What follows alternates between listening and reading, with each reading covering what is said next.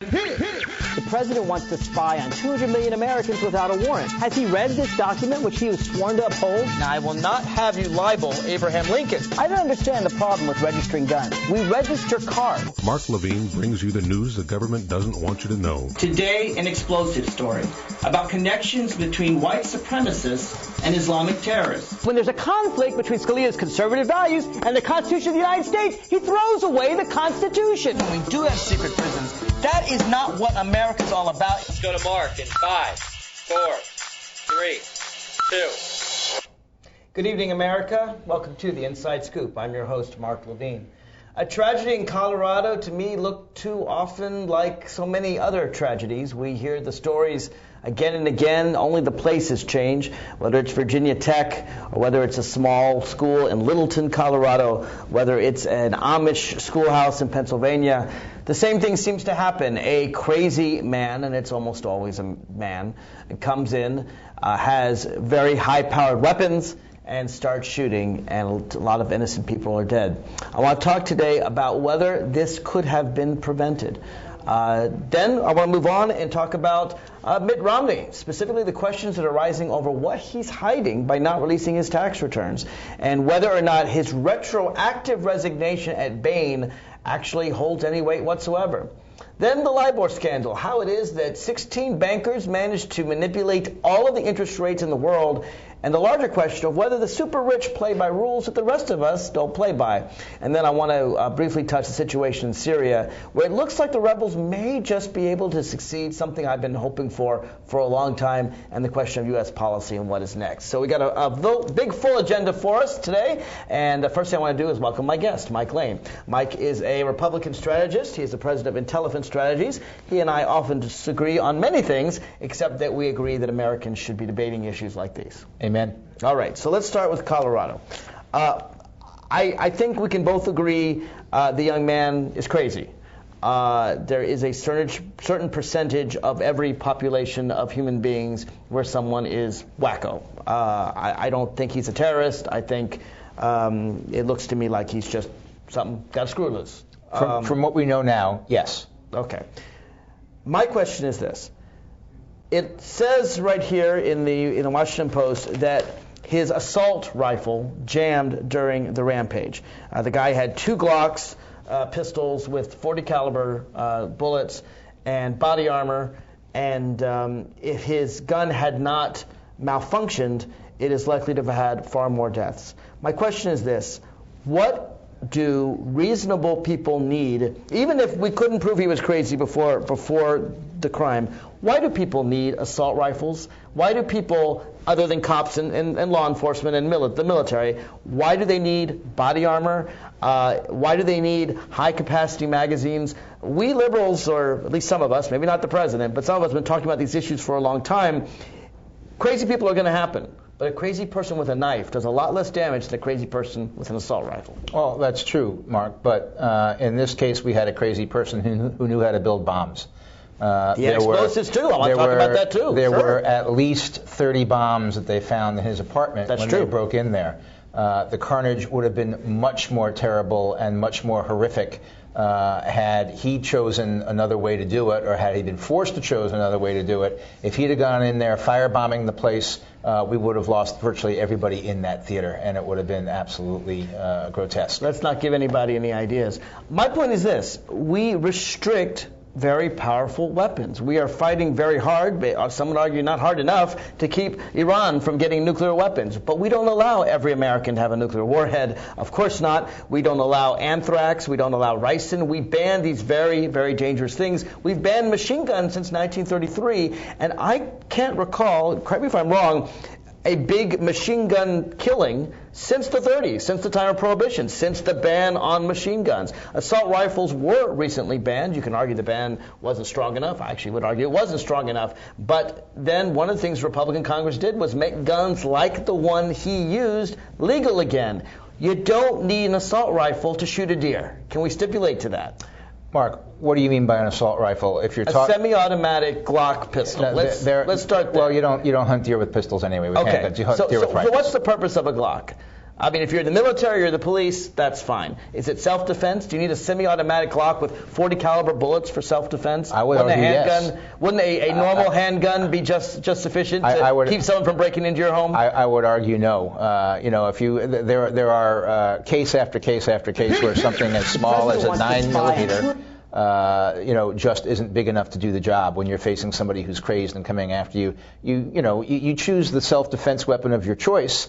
The Constitution doesn't specify larger versus smaller, and as long as we're guaranteed that you have the opportunity, constitutionally guaranteed, to defend yourself and your family and your property, I'd hate to get on the slippery slope of starting to decide what you need and what you don't need, because only you can make that decision. Well, we can get to the Constitution in a minute. You know my view, which is the Constitution says that every well-regulated militia has the right to bear arms, but even Justice Scalia seems to believe that reasonable gun regulation is allowed under the Second Amendment. The question is, what's reasonable? As I said, we already banned nuclear weapons, we banned ricin, we banned anthrax, we banned the smallpox vaccine is very carefully kept. You're right, it's not just the guns, it's the explosives.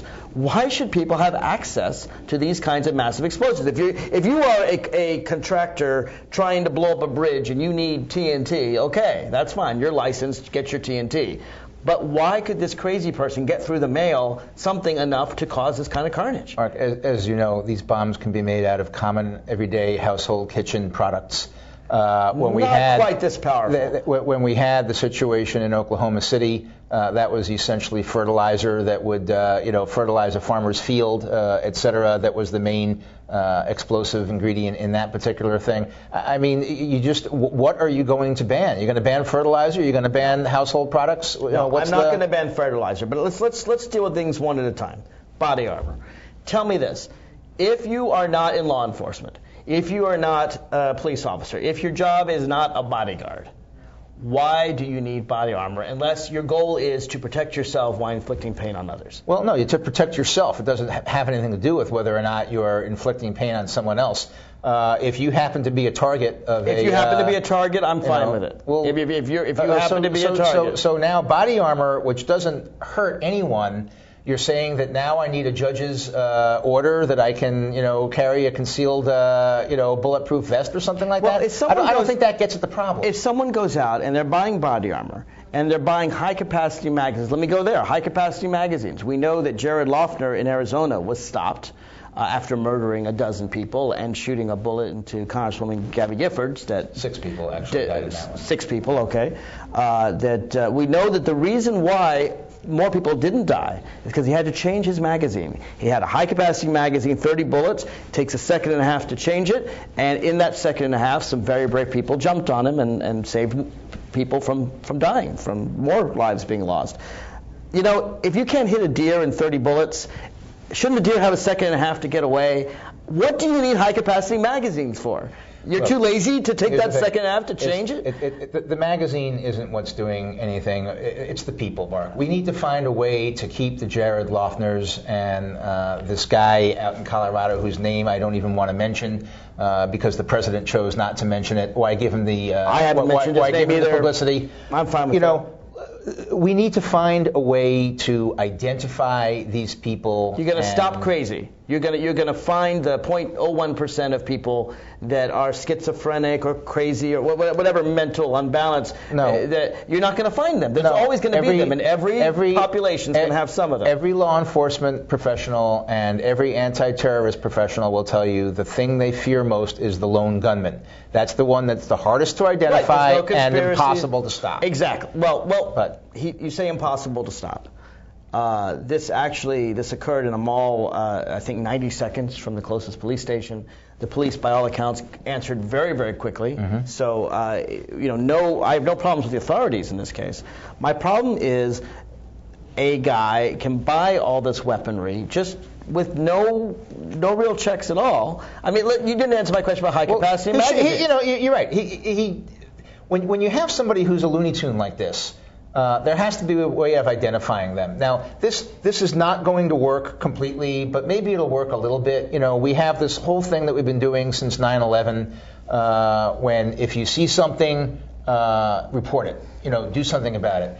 maybe we need to start developing a culture here where we take care of our fellow man, and if you see something, report it. You can have no disagreement with me. If you're a teacher or you're a counselor and someone seems like they're crazy and dangerous, absolutely. There's a lot in retrospect out of this Looney Tune in Colorado that in the last 3 months he started going downhill and going downhill visibly. Well, when you see that, I think it's up to each of us to take individual responsibility and maybe be a little concerned about that. I agree with you, but I also think there's some very common sense laws that, while we may not be able to prevent 100% this kind of thing from happening, can dramatically decrease it. One of the things that you know that I've been complaining about for a long time, and I think you support me on this one, is the gun show loophole. The idea that if you go to a licensed gun shop, they have to run a background check on you, but if you go to a gun show, you can be as crazy as this guy was with his I don't know what I guess the red hair was to be the Joker on Batman. I think that was what he was believing. But you can be absolutely crazy. You could have a long string of felonies. You go to a gun shop and you buy a gun without a background check. I think you agree with me. You just misstated the case. You said you go to a gun shop. Excuse me, a gun show. I meant to say a gun show. A gun show. And can you agree with me that would be, it would satisfy me and a lot of other people just to close this loophole so it's not out there, and it might just save a life. What's wrong with that? There's not a lot wrong with it, but let me talk about what you're not accomplishing with it. Well, that's just one thing. I got other ideas too. The gun show loophole does not apply to licensed gun dealers. That's right. Dealing, at gun shows. The gun show loophole refers to if you attend the gun show and you walk in as a private individual and you have something like to trade or sell or something like that, there's no law that's going to tell you as a private individual what you're going to do with that. All right, so if you decide that... And I'd be fine with a national database, that someone would call in 1-800, and if they're off the database, you can sell them the gun. It takes 2 minutes. Well, no, but how are you going to have a law that's going to control what you can sell to me as a private individual? I just don't see where Congress is going to be empowered to do this. I don't think it's that hard to do at all. We have all kinds of restrictions on sale of all kinds of things. I can't sell you anthrax. I can't sell you ricin. I can't sell you arsenic. But those are illegal products. No, but if constitutionally guaranteed, right to bear arms. If I'm a scientist and I'm legally allowed to work with anthrax, or maybe I'm working in the Pentagon trying to find the solution to stop anthrax, I still can't legally sell to you. I want you to answer that question when we come back. We'll go on more about gun control, and then we got to ask the question, what is Mitt Romney hiding? Why won't he just disclose his taxes? What is secretly in those taxes? We'll see what the Republican thinks of that. If you want to call in and join us, we'd love to have you. 888-488-MARK, 888-488-6275. Back after this.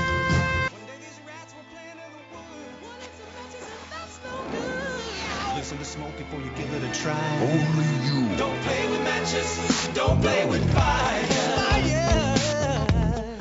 Cause there's nothing very funny about $3,000. Nothing very nice on a homeless mind. So if a gorgeous force is what you desire, don't play with matches. Don't play with fire. Only you can prevent wildfires. Fire. Why don't you just wash your car at home? When I wash my car, everything runs down the street and down into the storm drains. With all the chemicals in the soaps and waxes, the last thing I want to do is poison my own drinking water. At least here, it's all contained and recycled on site. That's why I also take my car in for oil changes instead of doing it myself. I might take a chance on spilling stuff. You know what the best part is? What? More time to kick back and watch the game. How far would you go to protect the planet? I want you to build an ark. Here we go. Okay, that's good. Oh, okay. Ow! Maybe there's another way. People, the flood is imminent! Is it too much to ask for a little precipitation? Go to fightglobalwarming.com to find out what you and your community can do to reduce global warming pollution.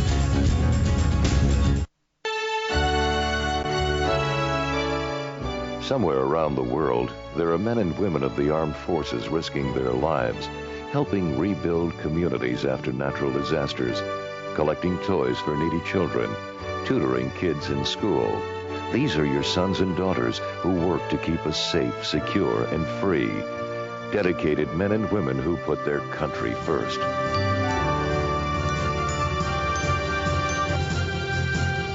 Here again, the Inside Scoop with Mark Levine. Welcome back to the Inside Scoop. I'm your host, Mark Levine.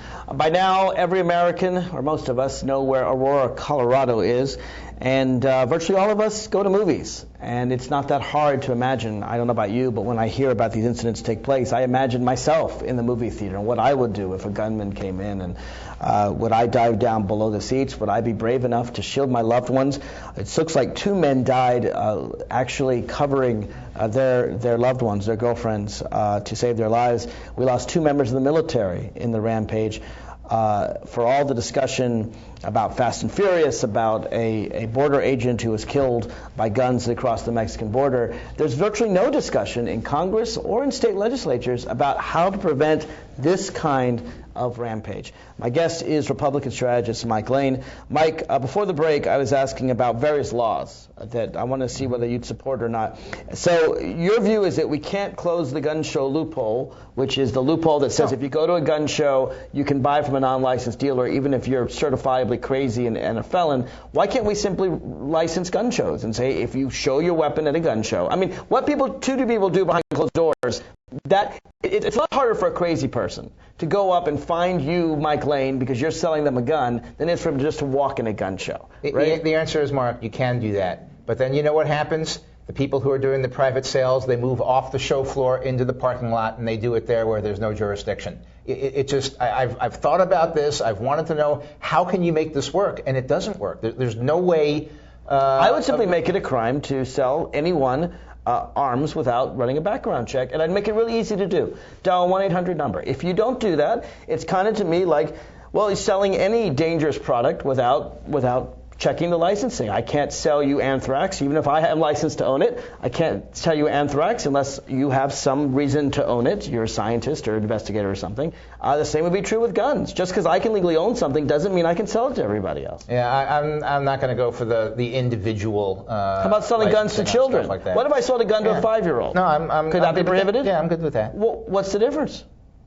What's the difference? I think there are certain ages of reason and certain. No, but why can't I? If you can tell me, you can ban me in a private sale in a parking lot from selling a gun to a 5-year-old. Why can't you tell me in a private sale in a parking lot? I'm not telling you can't do it in the parking lot. I'm saying you can't do that anytime. Exactly. I think that that's Fine. just not going to happen. So let's say that I cannot sell a gun without calling this 1-800 number and checking to see if your name and social security number is on the background list. And am I qualified to judge the social security card that you give me as to whether or not it's you and whether or not it's legitimate or counterfeit and whether or not it's got a real number on it and stuff like that? I mean, I just don't. If it's counterfeit, it makes it harder. But it's at least you have a frontline defense. Because, listen, a lot of crazy people are not going to go to the trouble of counterfeiting social security cards. Some may. But if it saves a few lives, it doesn't cost hardly anything. What's the problem with it?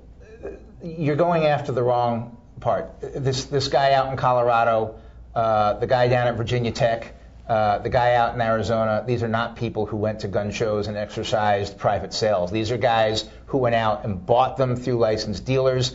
They were perfectly eligible to get them. Nobody caught the fact that they were crazy. Nobody caught the fact that they were, a crisis or a tragedy waiting to happen. That's where we need to focus the time and attention and the effort in presenting that. You're solving a problem that so far doesn't exist. Well, I would solve that problem, but as far as these people are concerned, I have no problem banning assault weapons.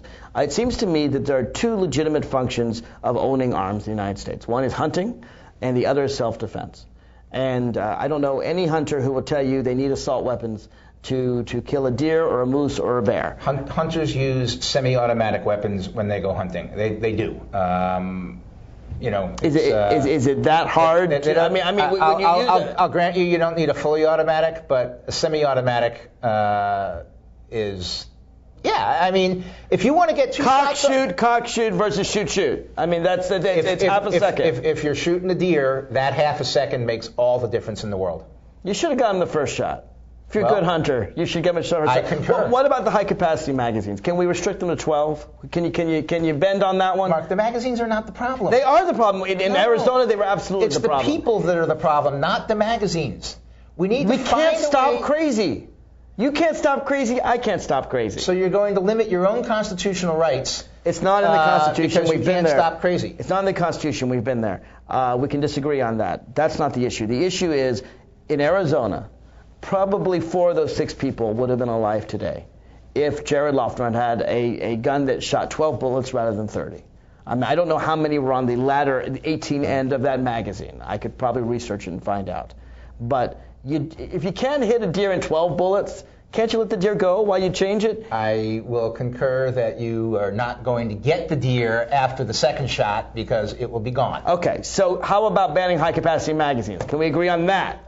You're not even that. The magazines, Mark, are not the problem. They are the problem. The people are the problem. But you just said you can't stop crazy. Well, I think we can do a better job in identifying crazy. I'm fine with that. I think we can do a better job in What's the purpose of high-capacity magazines? The guy in Arizona, remember, law enforcement knew about this guy. Law enforcement was, sort of almost but not quite watching this guy. This guy had been thrown out of school. He didn't withdraw from school the way the Joker in Colorado did. This guy was thrown out of school for being a bizarre person.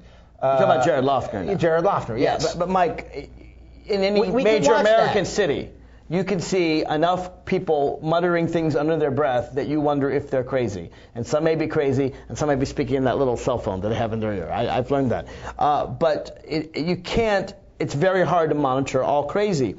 Tell me what the legitimate use is of high-capacity magazines if you're not in law enforcement.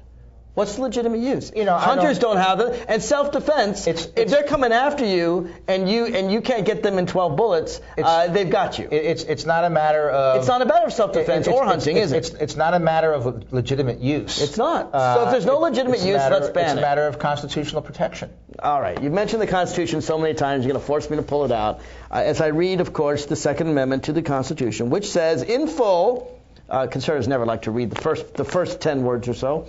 A well-regulated militia being necessary to the security of a free state, the right of the people to keep and bear arms shall not be infringed. The founders were very concerned that local militias be around to protect the state and be able to be called up by the state and be well regulated by the state. I have no problem with the National Guards. You can arm them with machine guns for all I care. They do. They are, and I'm fine with that. They are well-regulated militias, and those right to keep and bear arms shall not be infringed. And that's all this document refers to. And what did the Supreme Court say in their Heller decision? After 230 years of holding the way I just read this document, a very recent Supreme Court in a 5-4 decision a couple years ago ruled that people do have the right to keep and bear arms, that the first 10 words of the Second Amendment are meaningless, that the founders were drinking a little too much and they didn't know what they were saying. Scalia never addresses why it is that he completely ignores a well-regulated militia being necessary to the security of a free state. Those 13 words are meaningless to Scalia. I fought with Scalia about this. I believe that the Constitution has meaning, and I don't think you should just ignore words or throw away words. They did say that a few years ago in a 5-4 decision, but even in that decision, which tells you what a stupid decision it was, even in that decision, Scalia said you could still have reasonable gun regulations. Well, you know what, Justice Scalia, if you are right that the whole first 13 words of the Second Amendment are meaningless, and the right of the people to keep and bear arms shall not be infringed is absolute, then everyone has a right to a nuclear weapon in the United States of America, and ricin and anthrax and all the rest, and machine guns, all of those rules would go out the window. How can you ban machine guns if your view is it's absolute? Here's machine guns are arms. Here's the answer to your question, Mark, that you posed in the beginning when you set this up when we first came back from the break. And that is that, there's just not enough discussion about this going on in Congress. Why is there no discussion going on in Congress, blah, blah, blah? Well, the answer is because there's no one in Congress that wants to adopt your point of view. Because they don't want to fight the National Rifle Association. President Obama himself sent his press secretary, Jay Carney, to the microphone to say the president does not see any need for any new policy initiatives as a result of this. If the president and the Democratic leaders in Congress don't support your point of view, you're sort of out there alone, aren't you? The president wants to win Ohio. The president wants to win Virginia. The president knows well, as I do, that there are a lot of people for whom gun control is the first priority in voting. Gun control is one of those fascinating issues that proves what I learned when I worked in Congress, that sometimes the strength of one's held position is stronger than one's belief. Gun control consistently gets 60-65% of Americans, sometimes as high as 75% of Americans, who support these reasonable gun regulations that I laid out here. But the 25% that love their guns really love their guns and feel so strongly they become one-issue candidates. Let me ask you a quick one. Would it be beneficial or harmful to the president and congressional Democrats' chances if you made a full court press starting tomorrow and carried it through the election? I won't deny that it would be politically the wrong thing to do, but it would still be morally the right thing to do. And I'm not going to change my position because just because I recognize the political realities, I think we could save lives, and I still think it's the right thing to do. Do you think that's where the president is? He just recognizes the political reality? He's willing to... Okay. I do. And I think it's unfortunate, but I recognize political reality myself. Speaking of political realities, let me talk about another political reality, and that is Mitt Romney and his tax returns. The political reality is Americans think he has something to hide. I think he has something to hide. Why won't he just do as his father did? His father was a pioneer. He released 12 or 15 years, I forget how many, it was more than 10 years of tax returns. What is it, do you think, is in Mitt Romney's tax returns that he doesn't want to show the American people? It's not that there's something in there he doesn't want to show the American people. Look, they're good, they're honest, they're complete tax returns. We don't know that. We don't know that. The IRS would be prosecuting him now. No, they don't check most tax returns. I think any tax return at that level they check. And besides, President Obama has been in office for more than 3 years. He's known that Mitt Romney is potentially one of his opponents. I would assume he directed the IRS 3 years ago to randomly conduct audits on Governor Romney and to ensure that would be illegal. Of course it would be, but he does everything else illegal, so what difference does it make? Give me a break. Richard Nixon did that as part of, we found that out in the Watergate hearings. If President Obama did that, that would be sorely wrong, and I would oppose it. It would be illegal, and I don't think he has done it. And there's no evidence that he has. I assume he has. Why is he not? I mean, because this president upholds the law. He's directed his Secretary of Homeland Security not to enforce immigration laws. No, that's not true. He has directed his Secretary of Homeland Security to selectively enforce Homeland Security laws so that we focused on the worst criminals rather than young people who are in here through no fault of their own and have committed no crime other than being here. But there's no foundation in law for him to do that. Sure, there is. Selective enforcement. Every police officer has selective enforcement. I know you know this. They don't stop every speeder. Prosecutors have selective enforcement. Prosecutors have selective enforcement as well. Officers. Well, they both do. They both do. I guarantee you, the police, as someone who is known to drive a little bit fast on the highways, I guarantee you they don't stop every speeder, and the prosecutor doesn't prosecute every crime. The Attorney General of the United States is the nation's lead prosecutor, and he has discretion, as does Secretary of Homeland Security, as does the President, to decide prosecution. But when we come back, because I think you've escaped my question, Mitt Romney has released fewer tax returns than any winning candidate for president in modern history. Every other one has given at least 5 years. Mitt Romney won't. What is he hiding? I don't think he's going to be able to keep it up. I want to know both politically and as a matter of ethics whether Mitt Romney should release his tax returns. I want to know what you think too. 888-488-MARK. Call in after this. Too many women get hit by their boyfriends and husbands. Too many women are pressured into having unprotected sex. Half of the people in the world living with AIDS are women. It doesn't have to be this way. Together, we can change this reality. Let's strive for a world free of violence.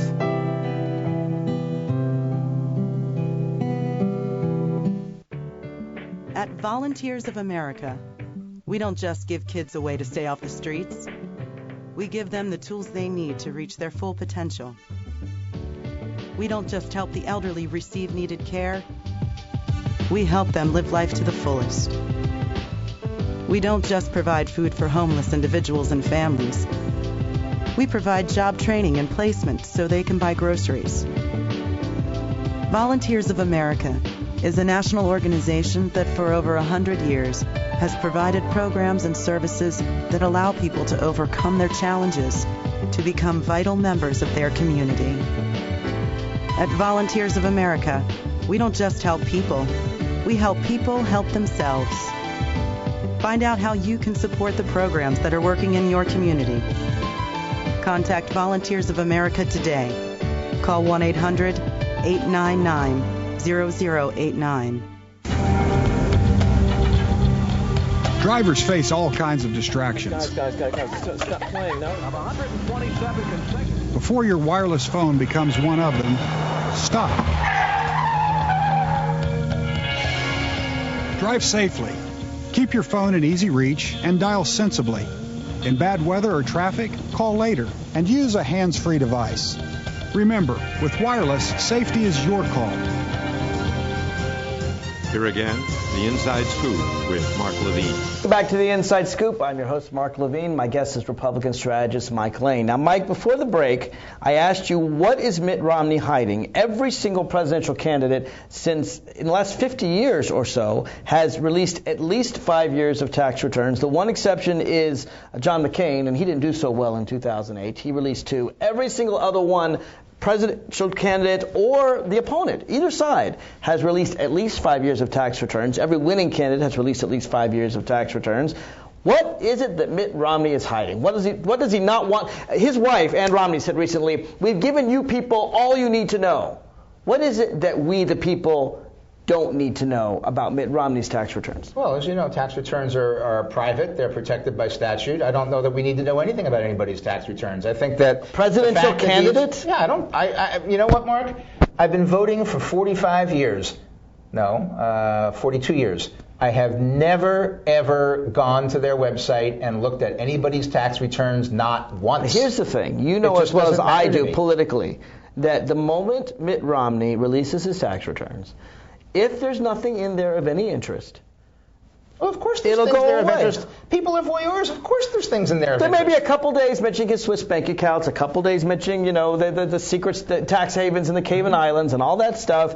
And if there's no bombshells in there, it'll go away. People don't remember President Obama's tax returns. They don't remember Kerry's tax returns. And Kerry is a very rich man, although not as rich as Mitt Romney. But he refused to release his wife's tax returns. He released 5 years of his tax returns. But he would not release his wife's tax returns, which is where all the money was. So, he was sheltering it in his wife's name. Mitt Romney is running for president based on his business expertise. Right. And I think if Mitt Romney agrees not to ever mention his business expertise again, then fine, we won't care about his tax returns. We'll just focus on him as governor of Massachusetts. But he can't run on it and then say how much I took off my taxes for running this is not in the question. He's not running on his tax returns. He's running on his business expertise. You think he's going to go away with this? Because I don't. I do. George Will said release it. The Weekly Standard said release it. On the right, people are saying release these tax returns. This will be he could end the story now, or he can keep this story every single day until November. I think, as a Democrat, I guess I hope he doesn't release his tax returns. Because we're going to hit this every single day until November. Here's the thing. This is going to be a story as long as you can keep it alive. If he releases It'll keep alive till November. If he releases them, there's going to be hundreds of thousands of pages, and you're going to talk about one page every day. You're not going to be finished until the end of the 8th year. He released 2 years. There's not the end. Well, he is going to release 2 years. He's going to release another. He released 1 year. And he's got another year that he's going to release in another month. He released 1 year after Newt Gingrich and Rick Santorum made a huge deal out of it. Mm-hmm. He released 1 year.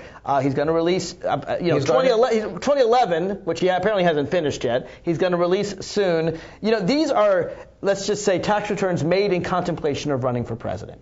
What do you think is in the tax returns that are not made in contemplation of running for president? I have my own suggestions. Since he's been contemplating running for president since the 1990s, I think that all tax returns would be tax returns. So what's he hiding? He's not hiding anything. Why doesn't he release them? Because why? Every other presidential candidate has. Why? Richard Nixon purer than Mitt Romney? You know what? Here's the story. Ronald Reagan purer than Mitt Romney? You can hit on this all you want. We will. The fact of the matter is the American people are more concerned about their own tax returns and whether they're going to have to file one because they have a job or whether they're not going to file a tax return because they have no job. The American people care about the economy. They care about their jobs. They care about there are no jobs for their children or for themselves. That's the issue, Mark. It's not tax returns. Nobody other than you and the campaign manager in the Obama campaign care. You can change the subject all you want, but I think the American people care when a super rich billionaire cheats the system, legally or illegally, and makes money through ways that ordinary Americans can't make. When they play by rules that no one else plays by. Wait. You can't get away with that. There's no such thing as, quote, cheating the system legally. Sure there is. That's working within the system. That is, if you're legal, you are not cheating.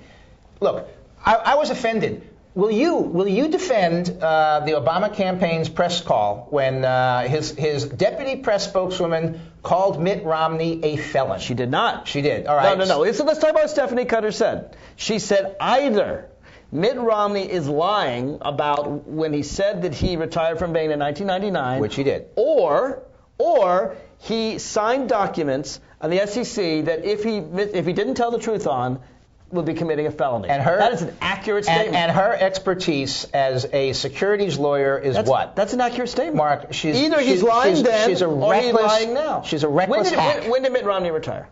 1999. Okay, then his documents in 2001 saying he was the CEO of Bain and the sole shareholder under penalty of perjury to the SEC were false. No.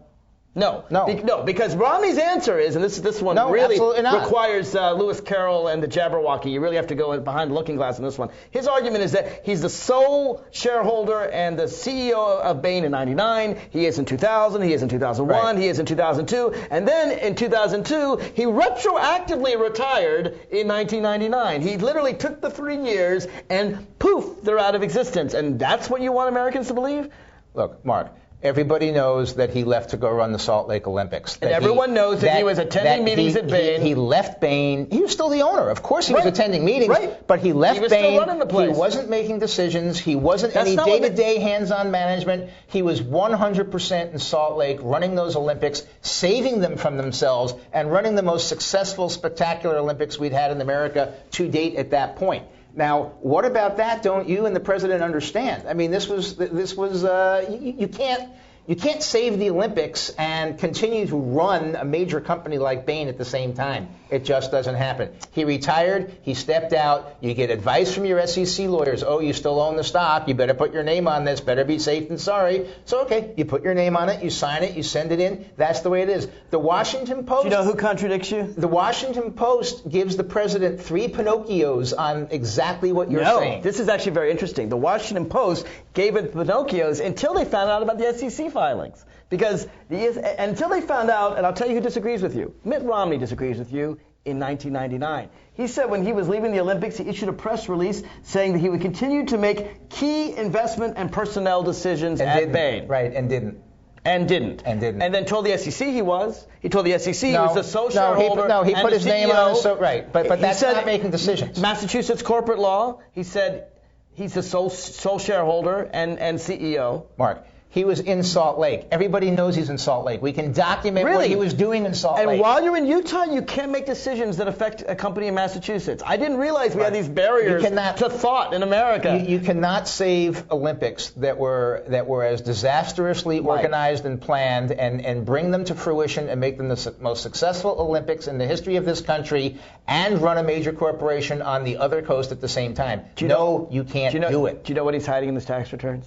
I'd put money on it. He's not hiding anything. What he's hiding in his tax returns is the fact that he continued to make key investment and personnel decisions at Bain. That he did exactly what he said he would do in 1999. That he told the SEC the truth. He did not commit a felony. He told them the truth, and he said he's still running the company. His tax returns will show that, which is why he won't release them. I assume you've seen his tax returns. I haven't. To make a reckless accusation like that. I'm saying, I don't know what he's hiding, but I'll tell you this. If he weren't hiding anything, he would have disclosed it. You know what? I've seen a lot of tax returns. I have. Nowhere on a tax return does it indicate where you are, what meetings you're attending, who you're instructing to do what. So there's nothing in a tax return that would back up what you just said. Absolutely nothing. Sure there is. A tax return has meals that you incurred. If he had high business meals, if he had high business trips related to Bain, you have a Schedule C, as you know, Mike, when you do at your own business, and it will tell you that the amount of money you spent on trips, the amount of money you spent on meals, everything he did for Bain. He had a separate Schedule C for the Olympics. Let's see that tax return. Let's find out exactly what he did. Any travel he might have done for Bain would have been all corporate sponsored, all reimbursed or whatever. You're not going to find it on his tax returns. Well, let's find it on Bain's tax returns. You're going to find it on tax returns. Let's find it on Bain's tax returns. Go have at it. Well, the point is this guy's got something to hide. He clearly has something to hide because every other presidential candidate discloses their tax returns, and he won't. And I got to tell you something. What did John McCain have to hide? John McCain just is the only candidate that only John disclosed McCain have to hide? 2 years. And the American people, I don't think that was right. He lost. Not a single winning presidential candidate. You just said because Mitt Romney is only releasing 2 years that he's got something to hide. And John McCain released 2 years. What was John McCain hiding? I don't know why he didn't release more than 2 years. What was he hiding? But You said that was the issue. I'll tell you this. John McCain didn't run on his business expertise. John McCain had been senator for 20-odd years by the time he ran for president. So my guess is there wasn't much in John McCain's tax returns, and he should have disclosed all 5 years. But this is a guy with a very complex... One of the things we found out in the last tax returns, we found out he had Swiss bank accounts. We found out he had Cayman Islands tax havens. You got a problem with that? I do. Why? I do. Because ordinary people can't play by these rules. Mark, ordinary Americans. Mark, you or I can go open a Swiss bank account tomorrow. We don't, it's past time now, but we can do it. At midnight tonight, it'll be 9 o'clock in Switzerland. We can do it. Mitt Romney had a 13.9% tax rate that you and I can't get. And you and I can't get it because this is only for the super rich. This is only for the hedge fund owners. This is only for people that are in a rarefied system where they trade in the billions. You pay the same capital gains rate that Mitt Romney pays. But he pays the capital gains on his ordinary income. He gets to play. This is my point on the LIBOR scandal, which actually is a nice segue to it. If you are super rich, if you are a multi-billionaire, Republicans claim Democrats don't like them because they're rich. No, it's not that people don't like Mitt Romney because he's rich. People don't like the idea that rich people get to play by different rules than the middle class. Look, teachers who invest pay the same rate on their capital gains. Firefighters who invest pay the same rate on their capital gains. Teachers, it's not capital gains. Policemen who invest pay the same rate on their capital gains. These weren't investments. Mark, these were his ordinary income. You and I would pay the same rate on the capital gains. There's no special privilege here. A management fee is not a capital gain, in my humble opinion. Okay, well then you've got to change the law. Well, I agree. The law is terrible. But you can't say that there's anything wrong with the tax return when it's perfectly legitimate. I didn't say he broke the law in his tax return. What I'm saying is that his tax return exemplifies the problem many Americans have with super rich individuals who not only use the system that very much rewards the super rich at the expense of the middle class, but want to keep that system. At least Warren Buffett, who gets the same great tax return, admits it's a crazy idea to charge his janitor and his secretary more than he does. Mitt Romney likes the current system. He profits by it. He pays less taxes than the middle class,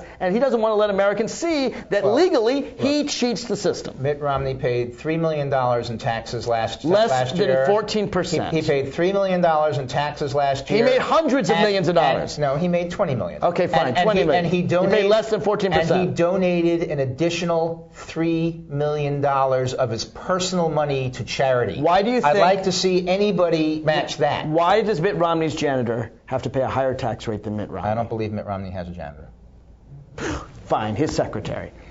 Why does he pay a higher rate? His babassitter. Why does Mitt Romney, whoever his gardener pays a higher rate than he does? Mitt Romney paid $3 million in taxes. I would imagine his gardener pays $3,000. I imagine his gardener pays a lot higher than 14%. His gardener's a small business person. I know. They deduct everything. I'll bet you his effective tax rate is down in the 8 to 10%. You believe that super rich people should pay less taxes a percentage of income than ordinary Americans? I will bet you his gardener is down in the 8 to 10% tax range. I will guarantee that. Our listeners, many of them, pay a lot higher than 14%. Many Americans do. Someone makes hundreds of millions of dollars should pay. I'm all for lowering the tax.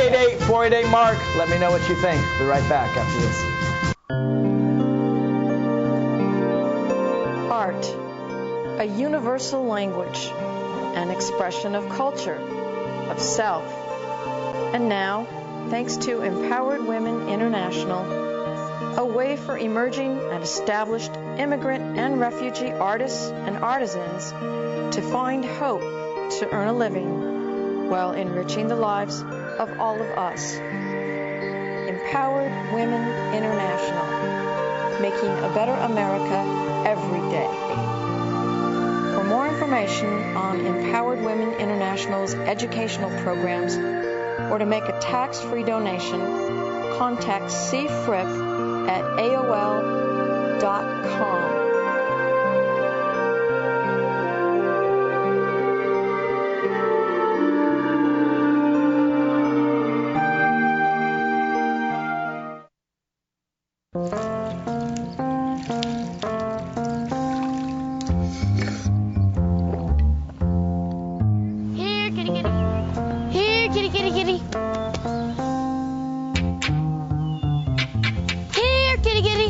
You'd think it would be easy to tell which kids have trouble with their eyesight.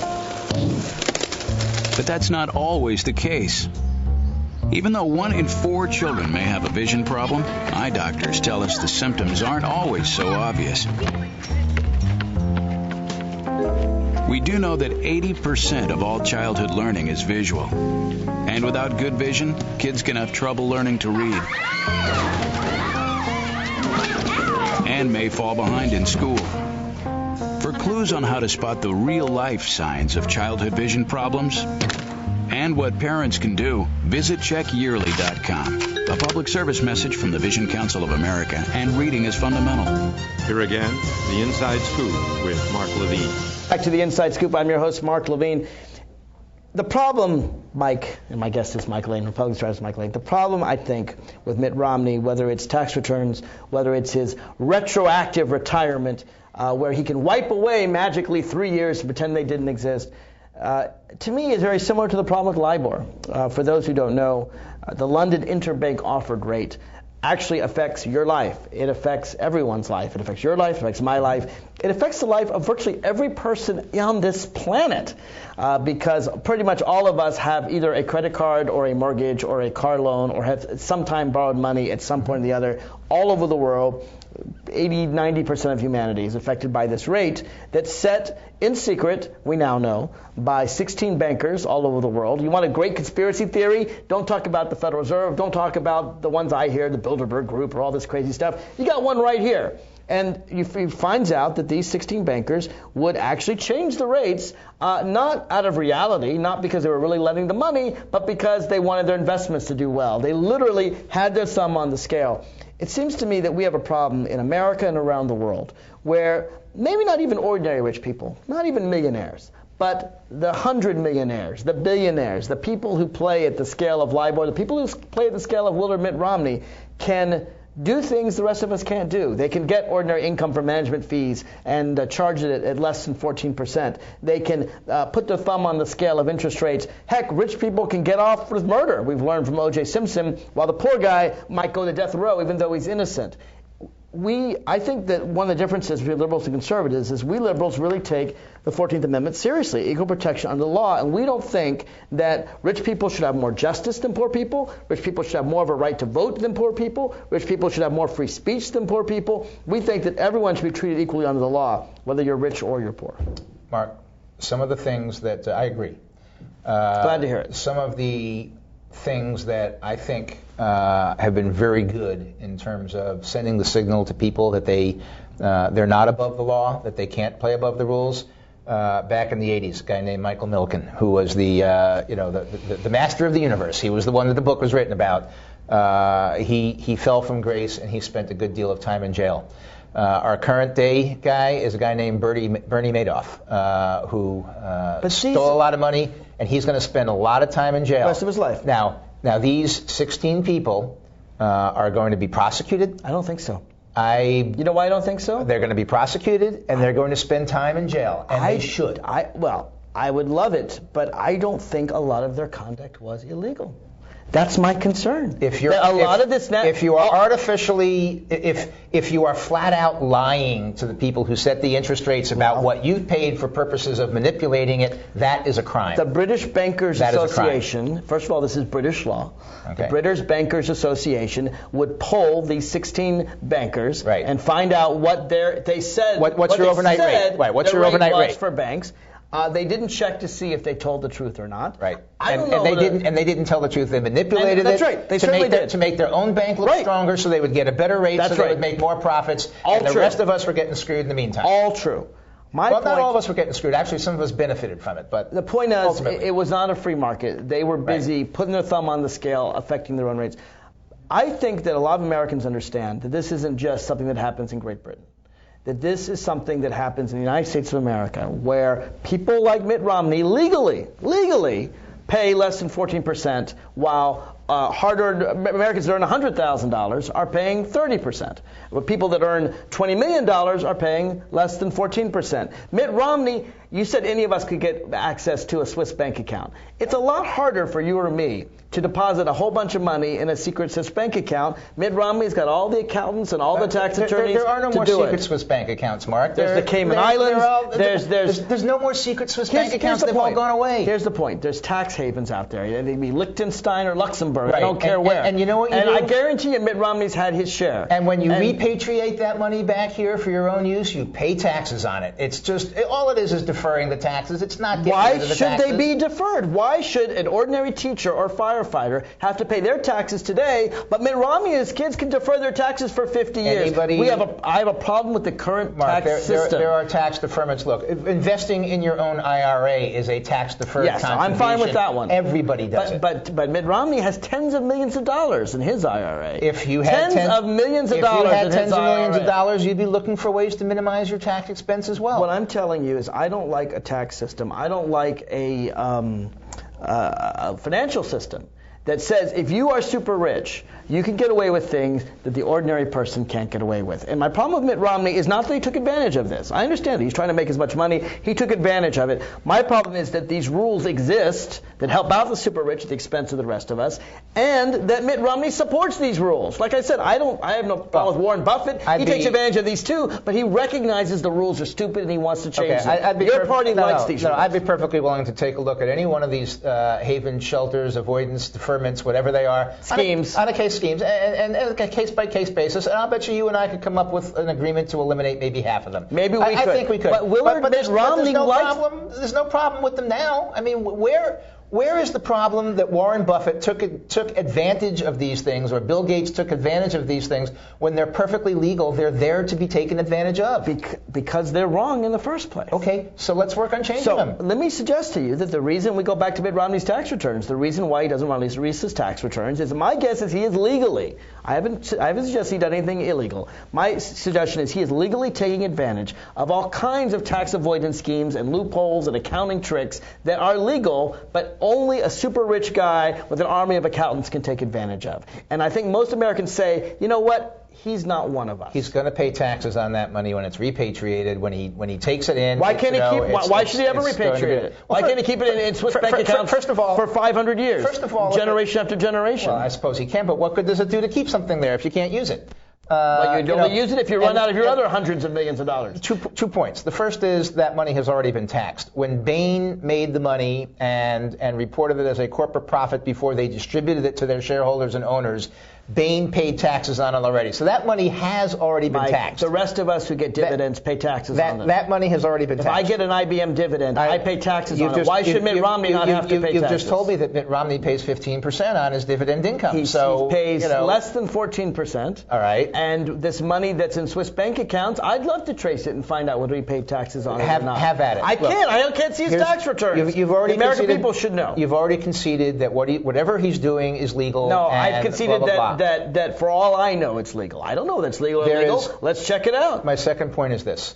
For about 20 years now, we've had the opportunity here in America where if you don't think you're being taxed high enough, it's the Tax Me More bill where you can make a voluntary contribution to the Treasury on your tax form every year. If you want to pay more in taxes than you are legally obligated to do so, you can. The President of the United States, ever since he's been president, has declined to pay more than he's obligated to. Why should Mitt Romney pay more than he's obligated to? The issue is not that Mitt Romney should pay more than he's obligated to. Well, then I don't see what we're talking about. The issue is that we have laws on the books that protect super rich people like Mitt Romney so that they get special breaks that the rest of us don't get. I'd be perfectly willing to look at those on a case-by-case basis. And I am glad that you are so generous in that regard. But Willard Mitt Romney is not. Your candidate for president does not want to get rid of those loopholes. He supports. I believe he does. I believe he has. He's against the Buffett tax. No. I believe Mitt Romney is firmly in the camp of let's lower the tax rates and simplify. Because 14% is too much for him. Simplify the code by eliminating the loopholes. Name one. He is firmly in that camp. Okay, you can't say he's not for eliminating loopholes. Then you tell me one specific loophole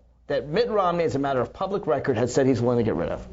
I don't think he has. I haven't read the paper. No, because he says, I'm going to get rid of the loopholes. He doesn't specify anything. Why don't we go to mittromney.com, and I'm sure the viewers can find his entire proposal there. I'll tell you what, next time we debate, what loophole you go to that website, and then you tell me what loophole he's trying to get rid of. What loophole is the president trying to get rid of? I mean, it's, I'll tell you what loophole he's trying to get rid of. The Buffett loophole. The Mitt Romney loophole. That's not a loophole. The hedge fund loophole. That's not a loophole. It is a loophole. No, if you get a management that's tax law. It's not a loophole, Mark. A loophole is a deduction for something, A loophole is that shouldn't be a deduction. It's that's not right. That's what a loophole is. It's a legal deduction that shouldn't be a deduction. That's exactly right. And that's when hedge fund managers pay less than their secretaries, that's a loophole. Well, they don't. And that's what hedge fund managers pay a far more in taxes than do their secretaries. It's not about the level. Far more. It's the tax rate, as you well know. Hey, we got a little bit of time left. I want to move on just in the last bit and talk a little bit about Syria. I think you and I may agree on this one. Not sure.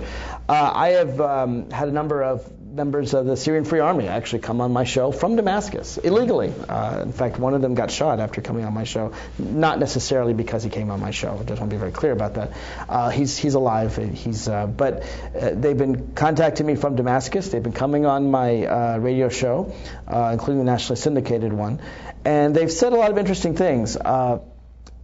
I do not know exactly who these people are. I concede that point. But I know what they're fighting against. I know they're fighting against a regime that has murdered more than 10,000. Indeed, it looks to me like it's more than 20 or 30,000, but we don't know the exact numbers because Syria doesn't allow. I think the official estimates are in the 18,000 range at this point. There you go. Those are the official estimates. All right, so I suspect it'll be over 20,000. Innocent men, women, and children. He described the brutality of people coming in and just mowing down villages. 250 in one day just last week. Bashar Assad's father just took the fourth largest city in Syria, Hama, and razed it to the ground and literally turned it back to the dust. He's also not a dictator that serves American interests.